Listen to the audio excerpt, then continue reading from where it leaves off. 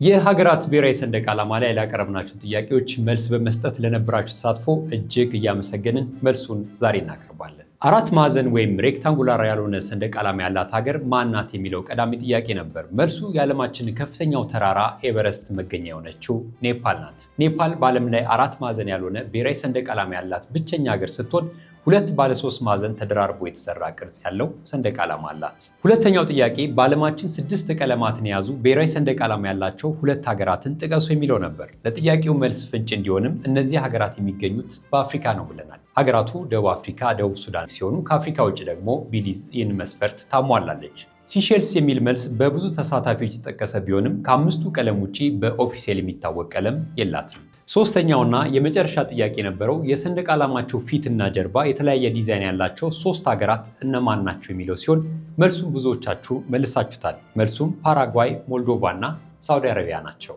ሁላችሁንም ለተሳትፏችሁ እጅግ እናመሰግናለን። ቃል በገባነው መሰረት ቀድመው ለመለሱ 3 ተሳታፊዎች 2 የኤሌክትሮኒክ መጽሐፍትን በኢሜይል አድራሻችሁ እንልካለን። መጽሐፍቱም የምክር ቃል ስለ አውሮፓ መንገድና በፕሮቶኮል ጉዳይ የተዘጋጀው ለምን አልተቀጠርኩም የሚለው በሽያጭ የሚገኘውን የኤሌክትሮኒክ መጽሐፍ ነው። በዚህ መንደርደሪያ በዓለም አቀፍ የብሔራዊ ሰንደቅ ዓላማ ፕሮቶኮልና ስነስርዓት ላይ ያዘጋጀናቸው ተከታታይ 13 ክፍል ዝግጅቶች መቅረብ ይጀምራሉ።